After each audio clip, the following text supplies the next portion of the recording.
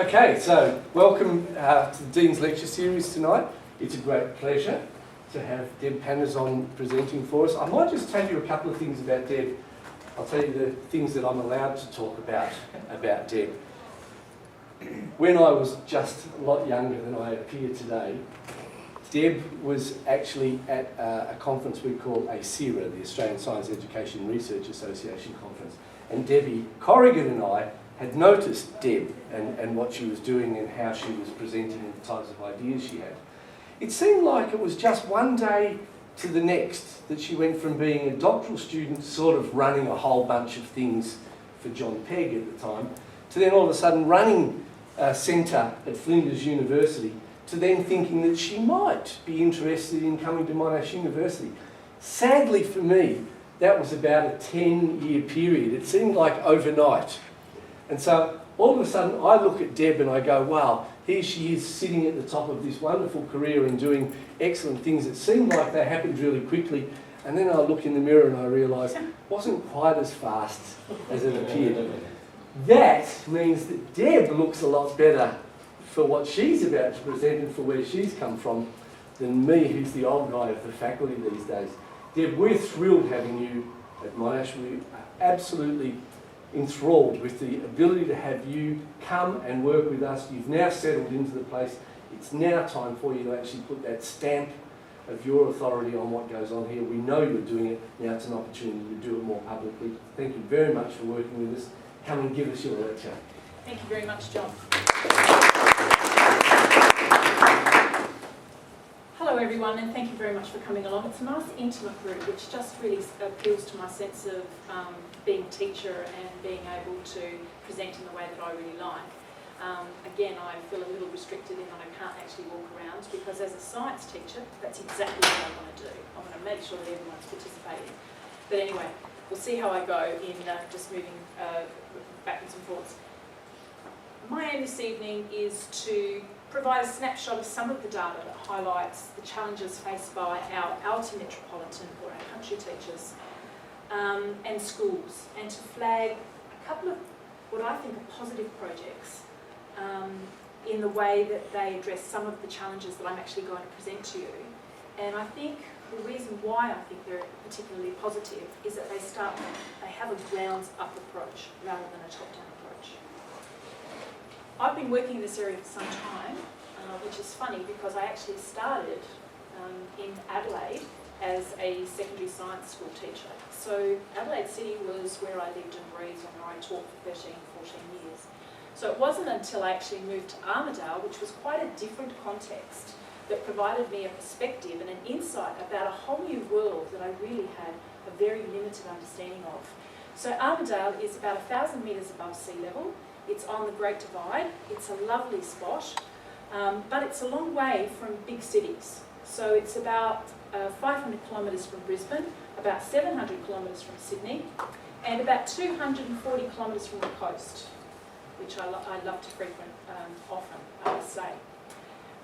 But it's also a very interesting spot in the sense that it has been an education hub for a very long time.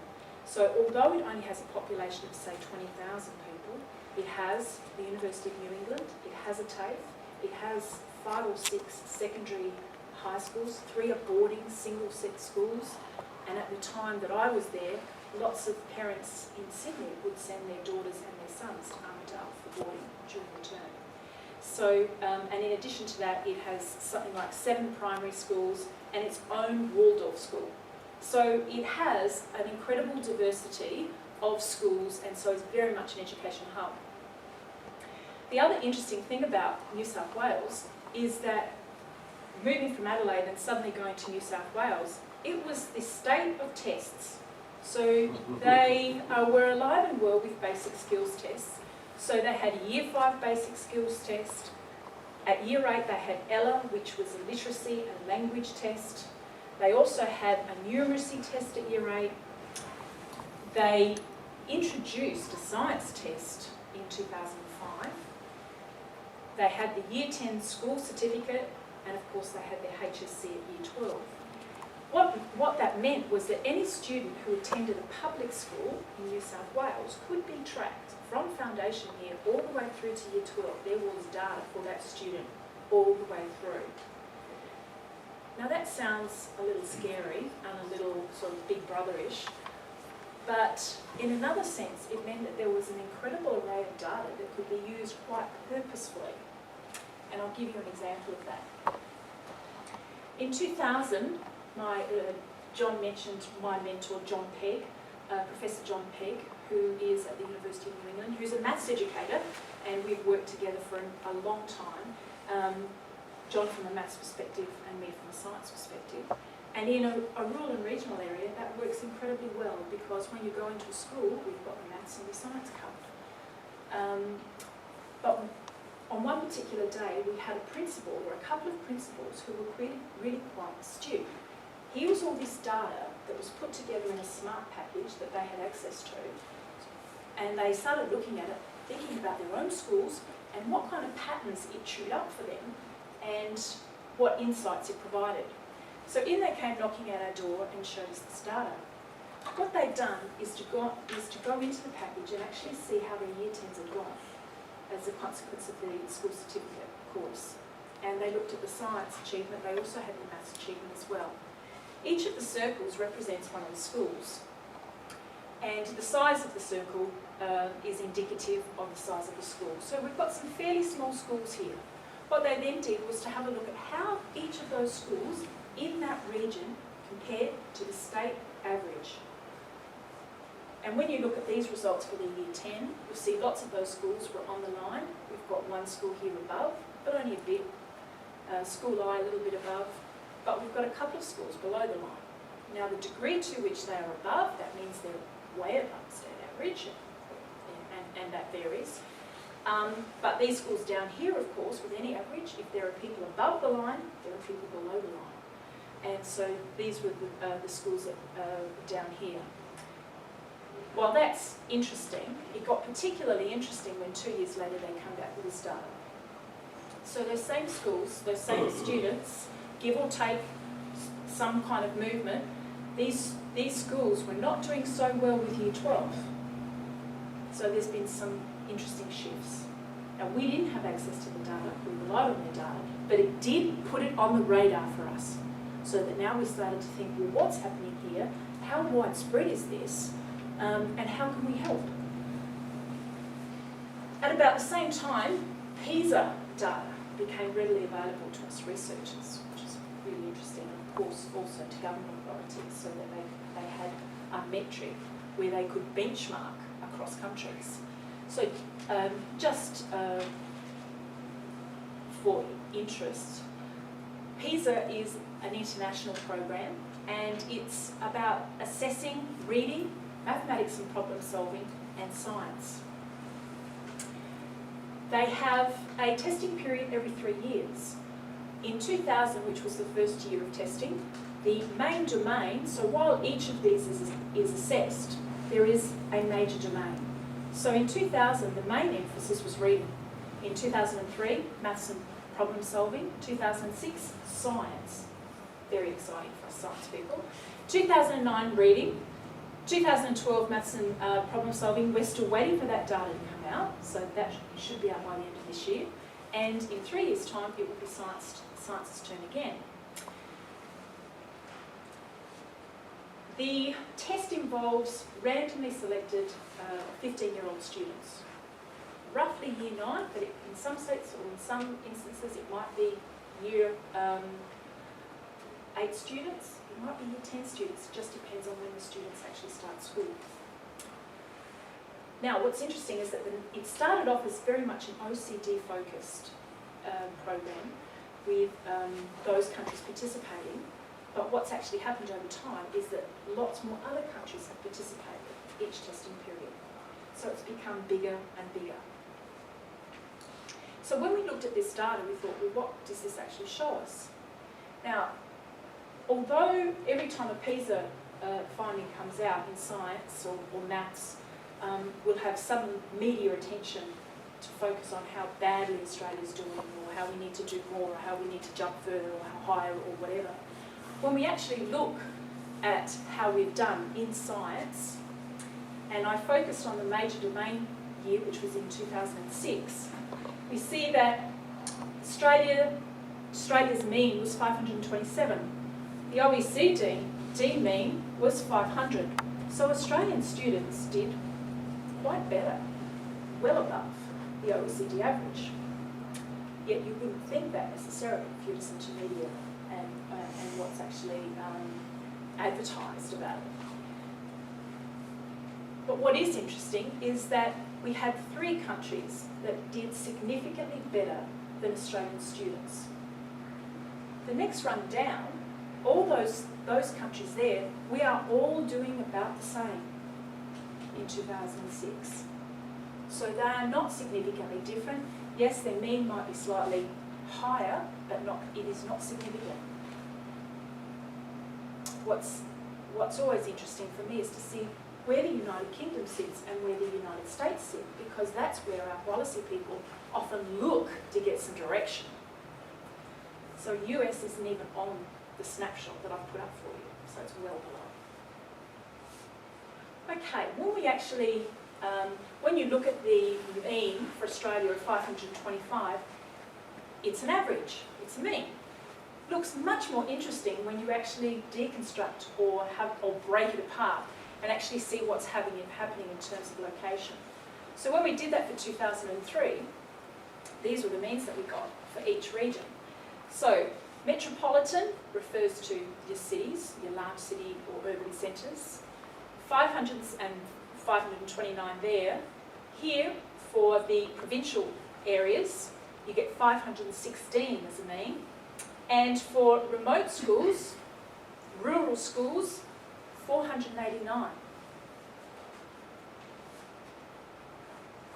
2006, 2009, exactly the same pattern. Now, while I didn't collect these results, these are all collected, collated and reported by the ACR, the Australian Council for Educational Research. Oops, sorry. Each of those differences is highly significant. Students in metropolitan areas do significantly better than students in provincial areas. Students in provincial areas do significantly better than students in remote schools. So why? What's happening? And again, how can we help? I'd be remiss if I didn't mention and talk about our Indigenous population and our Indigenous students. What we know from PISA is that our Indigenous students in science, I'm not sure of how they do in maths, but in science, do at least 2 to 2.5 years of schooling behind our students.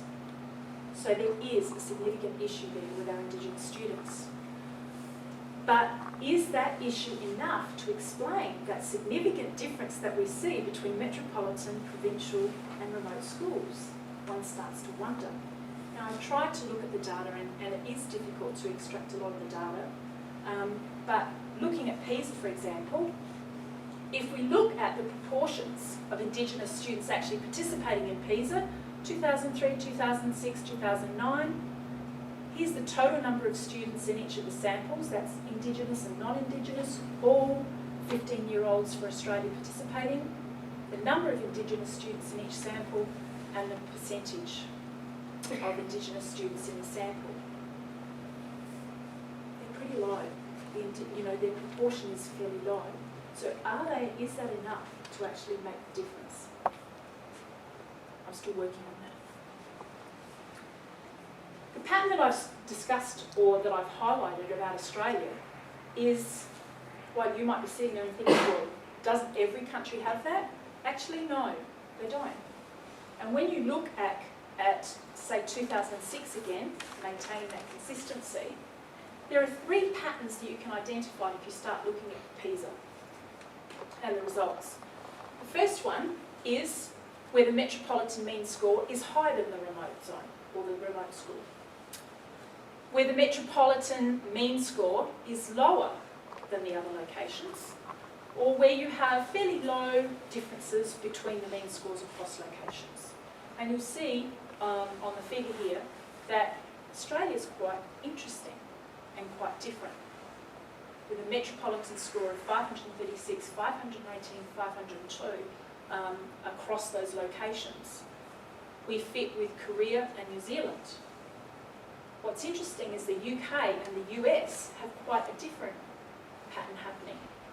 So when I started looking at this data, or we started as a group looking at this, a lot of people automatically started looking to the US. So when you look at the US, if you have a look at their literature is a lot about urban schools and urban students not achieving as well, etc. So it's quite different to what we have in Australia. So when you actually compare it with other OECD countries, the pattern that you see in Australia is very common in developing countries, not OECD countries.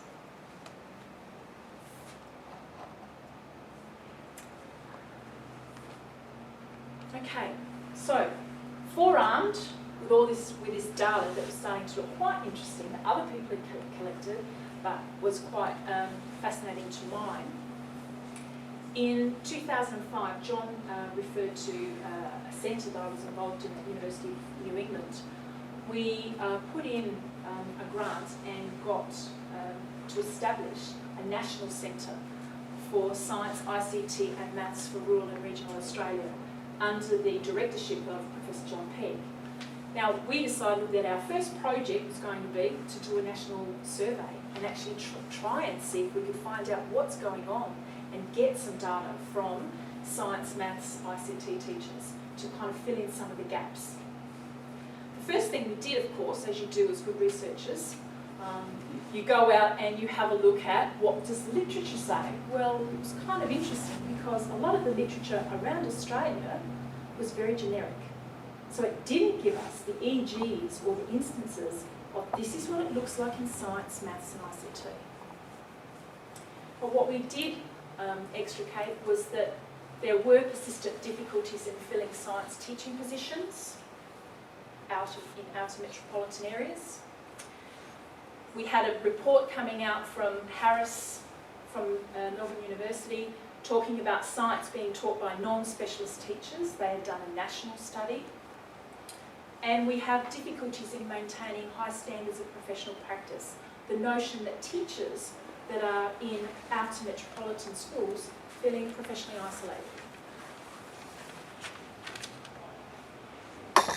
The other thing that the literature honed in on and presented very strongly was it was about socio-economic status. So whatever we looked at, socio-economic status was going to be a confounding variable. So the questionnaire set out, just to give you just a broad outline of what it was like, a series of questionnaires for primary teachers, secondary science, ICT and mathematics teachers. They were all separate questionnaires, and parents to get their input. The science survey, which is what I'm going to talk about this evening, we got about 580 responses, and it represented teachers from about 334 departments across Australia. Okay, so one of the interesting things when you start looking at a lot of the data for Australia is that when you look at the way in which the metropolitan, rural, out of metropolitan, etc., there are lots of terms that are used in the literature. And the interesting thing, and the conspiracy theorist in me sort of says, makes it very difficult to make any comparisons. Maybe there's a reason why there is such an interesting array of literature that's often used even in government reports. So there's a lack of consistency in the terminology. However, in 2004, Jones, who came out with a framework, and that framework was supported by McKeecher. So we thought, this is the place to start. So your metropolitan areas is based solely on population. Your provincial city is population between 25,000 and just under 100,000. Provincial areas are those places where the population is less than 25,000, but where services start to be a problem. You can't get in to see the dentist as you normally would. You don't have a hospital that you can easily go to within 20-kilometre radius. And so that ARIA score becomes very, very important. The higher the score, the less services that are available to you. So just some examples of towns that might fit into each one of those categories I put there for you. So again, the science results, if we're going to compare against metropolitan, then we need to have a sample of metropolitan teachers. So it was very important that we had that representation. And you have a look at the sample that we had. The number of teachers who responded to the whole survey, so that included primary, maths, ICT, and excluded the science, was quite good. Or actually, that must be the science as well. And then with the parents as well, almost 1,000 parents and 950 parents responded. So there was a lot of data that was actually generated. Okay, picking out some of the, I think, for me, reinforced a lot of what I saw and was incredibly helpful for my students who I was preparing to go out and teach in these kinds of schools, being situated at the University of New England at the time. So attraction and retention of qualified teachers. One of the items that we asked the teachers was about the staff turnaround rates. You know, to comment on what it was like for them for each year. What we found was that clearly in the remote areas, look at there's 50% of teachers responded that there was over 20% changeover of staff. Now that was significant, as was down here, where only 28% selected the 0 to 10%. So that was much less than we expected, and that was much greater than we would expect. What was especially scary was that when these teachers commented, they talked about it's not just teachers that are going, but it's senior and middle-level managers who are going. So in some of these schools, you've got this huge turnover of staff each year. It's an annual turnover of staff. And it kind of helped explain something that I had heard from my graduate teachers as they went out to their first positions. How long will you be here, Liz? So how long are you going to be here for? Some kind of question like that, where teachers were confronted by students who came up to them in the playground and asked those questions straight out, face to face. They're not used to people staying. So why should I invest in you if you're not going to be here within a year or within 2 years? Just arrived at X to empty filing cabinet. Seriously, nothing in it at all. Not sure where to start. Can you offer any suggestions? Anything would be really helpful. The number of these emails that I received after my students would leave, I've got a pile of them.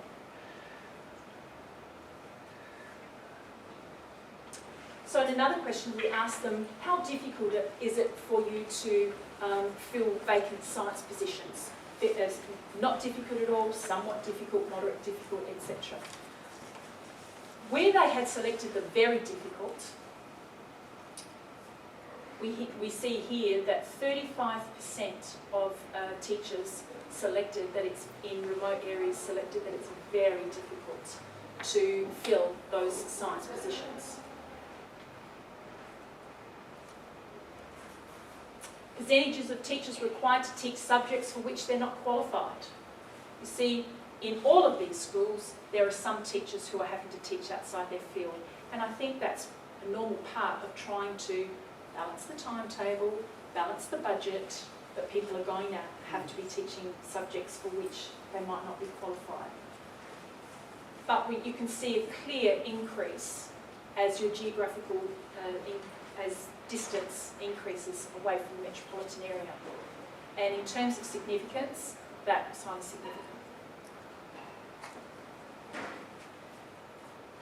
Okay, so far I've painted this picture of gloom and doom, but it doesn't have to be gloom and doom. As Stern has identified, many of the innovations have been championed out of the rural schoolhouse. Cooperative learning, composite classes, intimate links between school and community, peer tutoring, older students teaching younger students. And I'd just like to pick up on the composite classes. Composite classes are those where we might get our Year 11 physics and Year 12 physics together in one class. Fantastic opportunity. Lots of interesting things could happen in such an environment. Same with chemistry, same with biology, it doesn't really matter. Instead of having 2 students in Year 11, 1 student in Year 12, you have 3 students collectively. Science teachers reporting the requirement to teach composite classes. Significant in both provincial areas and in the remote areas. The problem is that it's very positive, but if it's not used appropriately, it can actually disadvantage students and teachers. And I'll give you an example.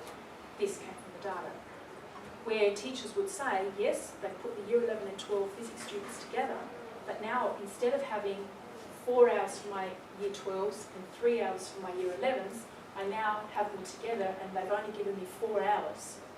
So they've still got to meet the curriculum requirements for Year 11 and Year 12, but they've almost got half the time allocated to do that. Now, you're probably sitting there saying, oh well, I'm going to pick on physics because Greg is a very experienced physics teacher and educator. So Greg, if Greg was in charge of that class, I'm absolutely sure they would blossom.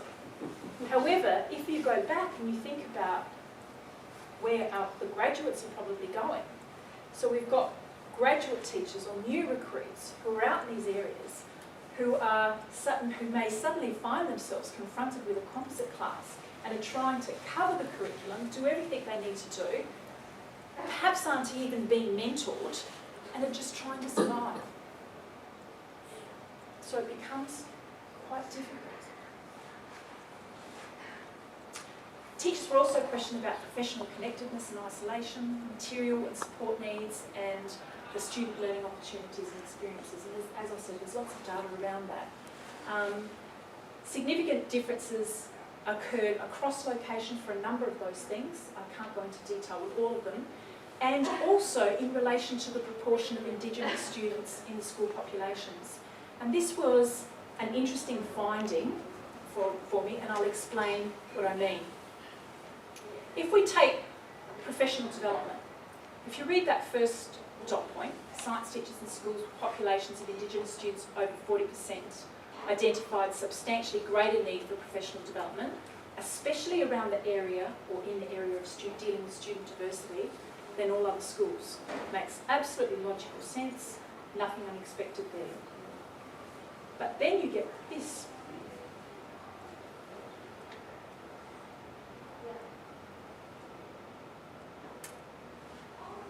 Where it's not the school with a population of 40% Indigenous, it's that next rung down, 21 to 40%, where they are saying their greatest need is some learning support teachers and having an appropriate number of computers for student use. So it comes down to a financial restriction. So the schools in the 40% run are probably applying for and getting government support, but when you get down to below 40%, the support fades away. And yet they were the schools for a number of these issues who were crying out saying that they needed extra support here. So for us, this gave us ammunition in terms of reporting back to government about where some of the gaps were and where some of the areas of need were. Okay, that deals with New South Wales. So armed with that information, I moved states and went to South Australia and started working at Flinders, as John mentioned in his very good introduction actually,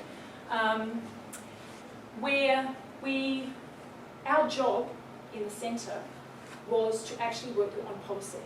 And so anything that was happening around science and maths in the state, we fought to get there. We wanted to be round the table because we wanted to know what was going on. That was our remit, if you like. So one of the first questions, or first jobs that we got involved in was to be on the Premier's committee, working committee for science and maths. And when we went along, our chair asked questions like, well, how many science teachers do we have in South Australia? Yeah, good question. How many are qualified to teach this? Another good question. Let's go and see if we can find the answers. So we went along to the registration board, and the registration board didn't collect that kind of data.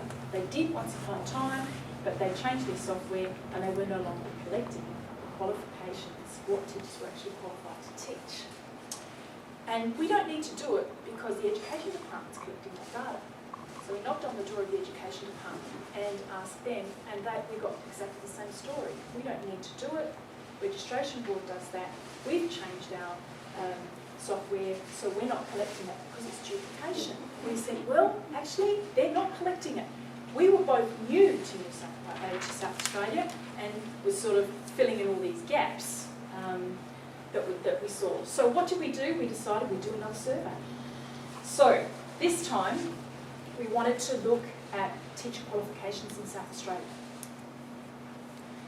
And I just referred to my colleagues, Katrina Elliott, who was our project officer for this project, and Martin, who was director of the centre.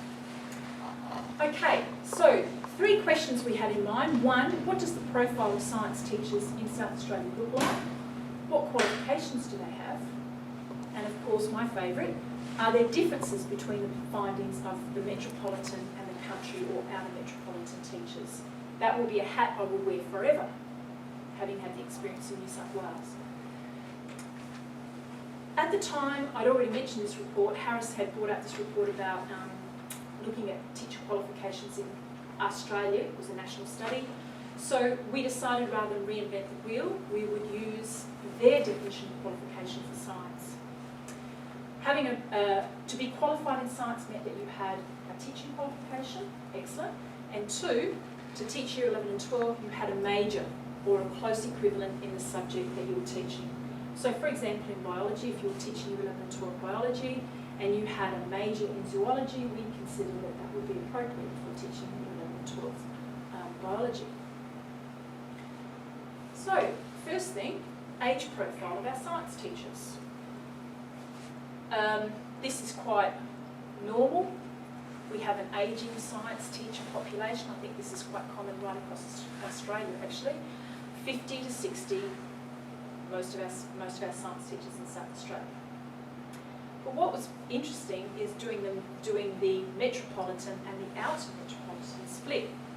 If we have a look, you'll see that these 2 here seem to have quite a large number of participants compared to the others.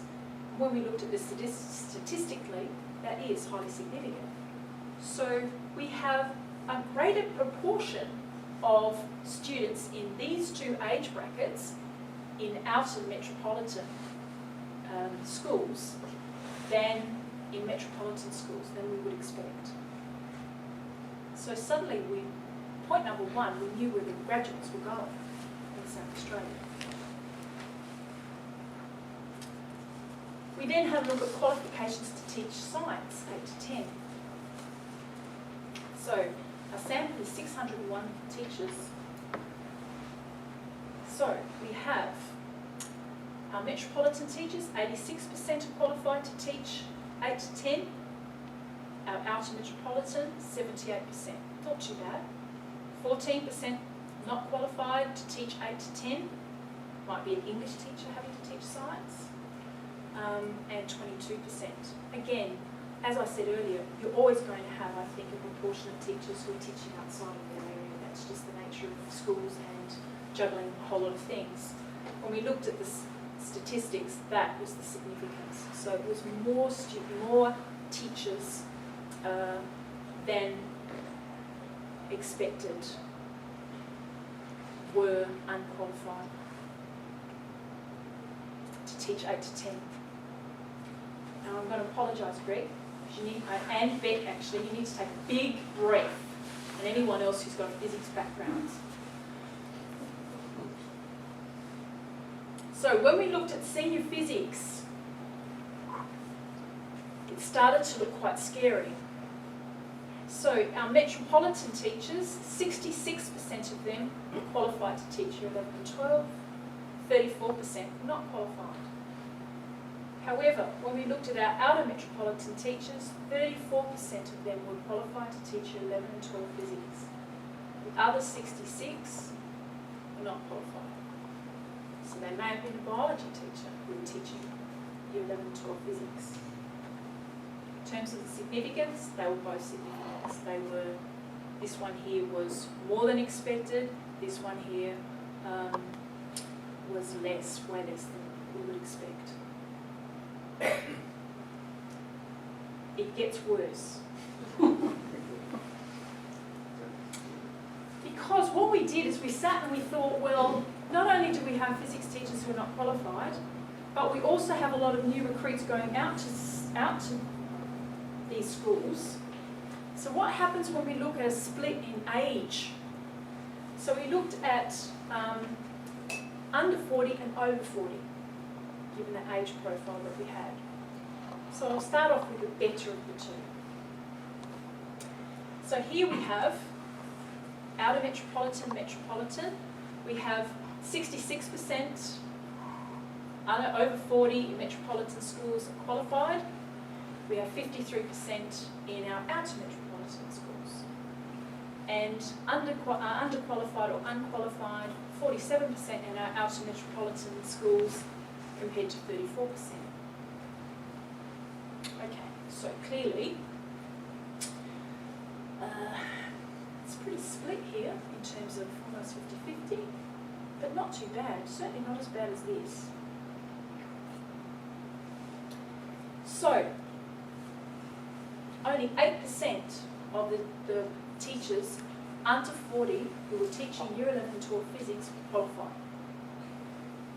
The other 92% were unqualified. Now, you don't have to be brilliant at statistics to work out that's highly significant. So this was a real job for us. Now, those teachers, our recruits, our youngies are out there. What's going to happen in the next 5 years as they move on through to here? And let's paint the picture. They're in a school, they might be, they're on their own, they're teaching physics, they're not qualified. That means there's no mentor there who can no one like Greg or Beck who can actually help them with how you go about learning this discipline knowledge, the pedagogy behind it, the pedagogical content knowledge that underpins teaching physics compared to teaching biology or some other subjects. There's a story about this in terms of how it was responded to when we actually presented these data to stakeholder groups, but I won't go into it now because it's something for later. So if anyone wants to ask me about that, I'd love to tell you because it's really quite interesting. Okay, the good news for the chemists and the biology people here, or people interested in that, is that chemistry and biology looked pretty good. So the differences, there were differences, but they weren't significant. And in actual fact, for the biologists, I know John's a biologist, I'm a biologist, biology was fairly consistent, so biology was looking very good in South Australia. Lots of biology teachers, lots of young ones, a lot coming up, they were all qualified, and so that was the positive news story. So far I have been quite negative. And I just want to reinforce, for me it's not about painting a glim or bleak picture, but it's only when you have some idea of what's actually going on that you can sit down and actually think about what can we do. Again, we were in a centre at Fitness, what can we do? One is we could rattle cages in terms of government and education departments. We did that. Two is how can we help schools? So when I started, I sort of alluded to two projects that I thought were quite positive because they were, sort of started from the ground and worked their way up. And this is one example. And as it should be, it starts at Flinders, where all that bleak data that I just presented sort of came from. This was the Science and Maths Academy, and it was for Year 12 students. And the way this got initiated is that it came from the principals of the school. 6 principals from schools that were south of Flinders, within a distance of about 100 kilometres of Flinders University, came to us at the centre and said, we want to do something for our Year 12s. Some of the schools don't have qualified teachers, but we want to do something collectively. How can we do this? So we sat down and we thought, right, what's the focus? The focus was on Year 12s, and it was for physics, specialist maths and chemistry. They were the dire areas of need for these schools. They had low enrolments of students, so it became economically unviable for them to even offer those subjects to those students. And they had a lack of experienced teachers in some of the schools. Now luckily, schools that didn't have an experienced physics teacher may have had a good chem teacher, and vice versa. So this notion of sharing our resources became the way in which this was constructed. So we provided the venue.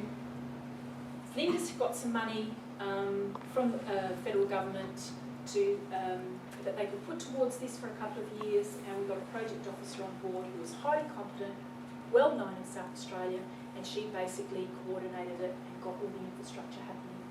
So basically the way it looked, what it looked like was the students were brought to campus. They were taught on campus, but they were taught by teachers from the participating schools. So it's about in-house, there's lots of ownership for this project. But the benefit, of course, was that they came to uni, so they had access to scientists, they had scientists coming in and teaching the students, they had access to the laboratories and access to the library and the facilities of Flinders University. Boost, Subway, all those other things that students really like, of being able to go down the cafeteria and getting all the real food like adults eat. So they would come to Flinders Uni, a lot of them would drive in, their distance, they're 100 kilometres, I think that was about the maximum these students would come, with full parental consent, and they would, that was their little timetable. So Wednesdays and Fridays were the day, 9 to 12 physics, 1 to 4 chemistry, and then between each week, so it would run for each term, between each week they'd have access to an in-school academic tutor who would then work through some of the issues, some of the homework that they had to do, and get them ready for the next week. And these are some examples of students working, so you've got down robotics and so on. So students were really engaged, really enjoyed it, and the evaluations that were done by an external evaluator were all very positive. In terms of student participation, start with early 2001, you can see just under 50 here for physics, just under 40 for chemistry, and specialist maths 25. And you see the numbers kind of, they drop off a little bit, but looking at 2013, almost where they were when they started. The physics numbers have increased, and the chemistry numbers of students have also increased. So we might look at that and say, well, it's not huge numbers participating. But those students wouldn't be participating if this project wasn't actually working, wasn't operational. And the other interesting thing about this is that schools have come and gone, which is, in this case, is a really positive thing. So catching up with the project officer, who's now moved on to other things, she said, oh, it's really exciting. A couple of the schools have found physics teachers, so they're now teaching the 11 and 12 physics, so they don't have to participate in the program. Another couple of schools have come in and taken their place. That's what you want to happen as a parent. You want the kids to grow up, get that expertise and move on. You don't necessarily want them locked in and becoming dependent on this project. So it survives and it continues. It's now running on a skeletal budget. There is still someone in the centre who's still working with this, but a lot of it now, it's been set up. So it's the schools that are keeping it going. Flinders have been really good in allocating space, and the science faculty, of course, see this as a really positive, because this is all about university and school liaisons and links. So they're very positive and it's worked very well for them. Okay, the last one. The project I've just spoken about is very much students moving to, it's more the traditional type classroom. However, this one is quite different. The NBN Virtual School of Emerging Sciences. And it involves a number of people in this room, Deb, Corrigan, John, Lachlan, Greg, Beck, as well as probably administrative staff who are dealing with all the issues around the project. So as part of the NBN rollout, there was money allocated to projects. So one of the projects that Monash put in prior to my even coming here was this one around creating a virtual school for emerging sciences. The partners were Monash University, John Monash Science School, and a number of the teachers are actually the Invasis teachers, and also PISA. This is the website. It's quite different to what you'd expect. Let me explain. And I have to say that I'm not a real technologically out there kind of person, so I have learned an enormous amount by being involved in this project. So here we are with our teaching studio, which is actually down at the John Monash Science School. It has a green screen, it has all kinds of gizmos, and it almost looks like you could run a TV, Good Morning Australia or whatever those TV shows look like. You walk into a space that looks quite different to the traditional classroom. So from that space, we beam out across states to students who happen to log in at a particular time using the WebEx platform. So students log in and enter a virtual classroom. We use Google Apps, Real Smart, which provides an assessment tool and profiling platform, and WordPress. There are several ways that schools can get their students to participate. So the first way is that you might have a group of students, 3 or 4, really keen Year 10 students that you think, right, we'll get them on a computer, give them a headset, they've got to have a webcam because we want to see them, or the teachers want to see them, and get them log in and they're off and away. So that's one way. The second way, note there's no teacher involved in the class there. The second way might be that you actually do the same kind of thing, but this time you might have a teacher present.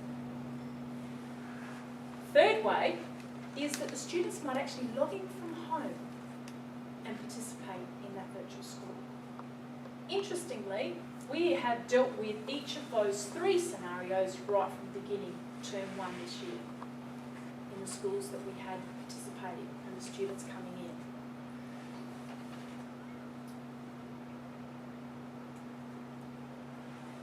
It's designed to enrich the student experience. It's not meant to replace the science experience.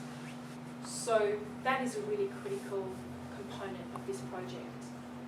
It's meant for those students who need to be extended or enriched and challenged. It's not just meant for any students to come along and almost be seen as a babysitting service. It's not a MOOC, so it's not a massive open online course where students come and go. This is about Year 10 students. They are at school, they are expected to attend school, and they need a lot more, they need more support than they might get in a MOOC. It's also a school, a virtual school, that is based on values. Values about building relationships, fostering engagement and enthusiasm in science, and extending and personalising learning. And those values are all shared by the Invasis team. However many of us there are, and there's a lot involved. But when we sit down, they're the values that we talk about. Whenever an issue comes up, they're the values that we keep going back to. So what does Invasis offer? Well, students log in for 2 synchronous periods per week, an hour at a time. It's for Year 10 students, but we've had a Year 6 student participate. A gifted and talented Year 6 student who was desperate to do something a bit challenging, and so he was allowed to come in, and he did quite well. He participated with Year 10s quite well. So that's the potential that is here in this environment. There are 8-week modules including astrophysics, quantum physics, nanoscience and nanotechnology. And we have team teaching where we have 2 teachers sitting down with a class with a maximum of 50 students. So while one teacher may be involved in engaging with the students, another teacher may be dealing with some kind of technical issue, preparing something, etc. So that team teaching approach has been incredibly effective. So far in 2013, we've had 222 students participating. This is since term 1, 2013. So not only have we got it up and running, but we've actually had 222 students on our books and finish. We've had 28 schools participate. 15 metropolitan, 4 provincial, 8 rural, and 1 group who logged in from Tasmania from home, where the students were distance ed students, and they just logged in at a particular time and came into class. We've covered Tasmania, New South Wales, Victoria and South Australia, so we've even dealt with that half-hour time difference, but we haven't been challenged by Western Australia yet. But we'd love to be. And we've had 29 liaison teachers who've been involved and participated with their students. So you can now see that those liaison teachers, so for me, thinking about the rural and regional aspect and what we can do for teachers, if I'm one of those physics teachers in South Australia sitting there who's not qualified, being able to log into something like this, I can learn heaps myself if I'm sitting in with my students without them even realising that I'm there to learn as well. And the best way to really give you an insight about what it looks like is to actually show you a video. It's only 2 minutes, so if you bear with me, I'll just move over and get it going. And I'd just like to thank Chris, who's head teacher curriculum down at JMSS, and Lisa and Luke, who are the 2 astrophysics, quantum physics JMSS teachers who actually do the teaching for physics. And hopefully this will work.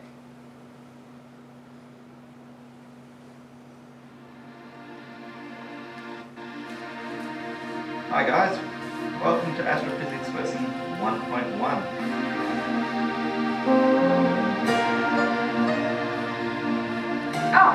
Luke, we're live.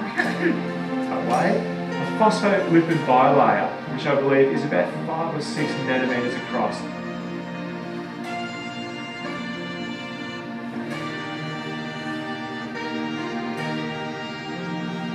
So basically, how many radioactive M&Ms are there still remaining in our sample?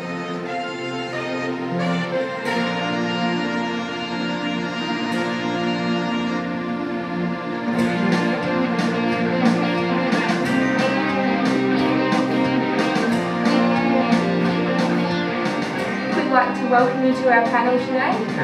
It's a great pleasure to be here, Lisa.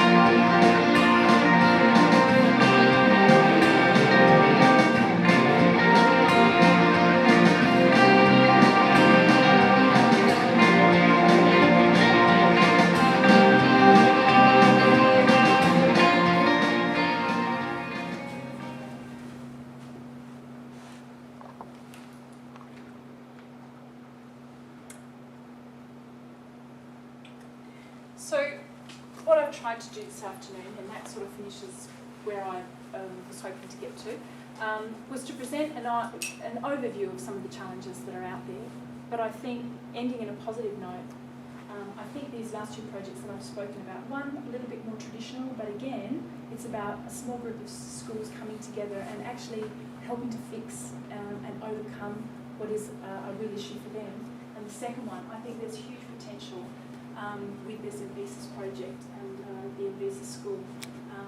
As I said, the more we find out, the more questions we actually have, and as a group, for us, in terms of research, etc., a lot of it's about the pedagogy and, you know, the changing culture and so many things. And you just can't come into this kind of environment and expect that everything will be glossy and fantastic. And one of the things that we've all become aware of is that when we first started and we actually went and spoke to a lot of the principals in the school, they said, oh, this will be really easy for our students. They're all into social media, etc.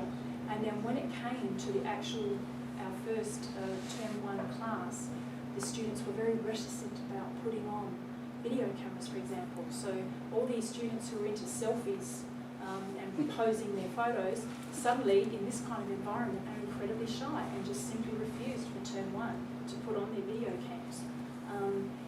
Needed help in actually moving from one platform to the other, moving from Google Docs, moving back to WebEx, etc. So all some of the work that you read where they're digital natives and people have these assumptions, that's not necessarily true. So it's a project in the making, and we're still living and enjoying it. So and lots to learn there. But I think it has a lot of potential for addressing some of the issues that I've spoken about this afternoon. Thank you very much for coming. So Deb will take a few questions. Yes, as long as they're not too hard. I've got a quick one. Just the last thing that you were talking about, you were sort of saying that this would be a way for teachers who were unskilled to sort of skill up in physics, and I can see that it would be in those topic areas. But did you find there the cohort of teachers that wanted to take part in the trial, or was it the confident teachers? For us, just with the with the 29 teachers that you had. No, we've had some teachers who have said we've participated and we've been in the background. The students think that we're there to monitor them, but we're actually there to learn for ourselves. So they were teachers who were teaching out of field. They were in charge of the group, or yes, they were teaching out of field, or that they didn't know a lot about this. Because the thing about science is, it's a moving feast. So the science, we keep learning more about what we know. So for those of us who've got a science background, science has moved on from when I first got my degree. So having these access to this, the teachers at John Monash have kept up to speed with it because they're working with the science faculty at Monash. But for a lot of teachers who are out in schools, they haven't got that opportunity. So yes, a lot of them have commented on how much they've learned and how much they've enjoyed seeing what their students are doing and participating. My question is about the curriculum that's taught in this. It's the extension stuff.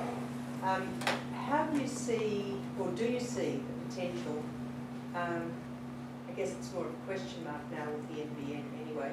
Yes. That's an aside.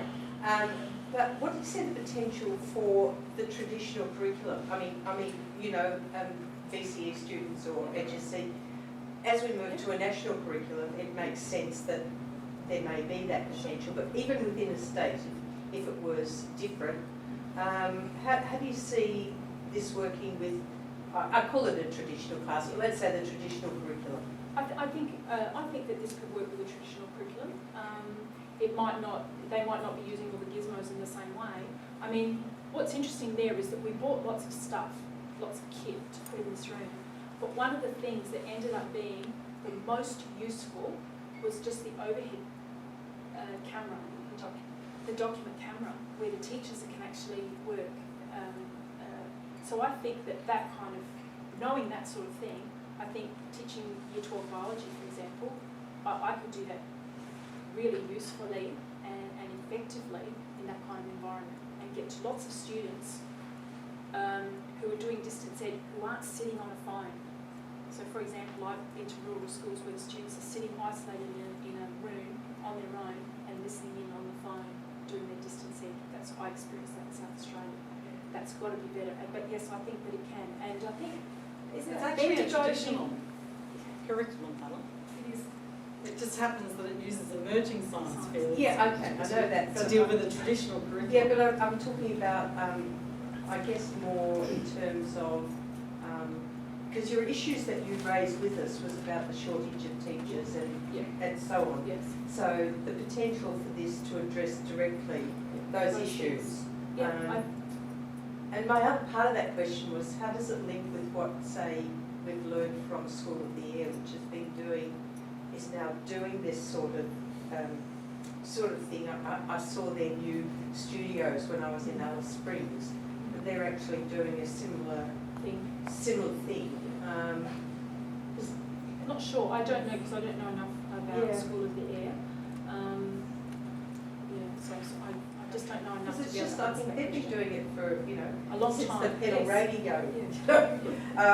But they've been doing this and they've had some successes. Yes. But as we know, the remote students in the Northern Territory or in South Australia are not doing as well. So I wonder what there is to learn. That's all. I think a significant difference about the School of the Air is the access to the experts as well. Because they don't have that.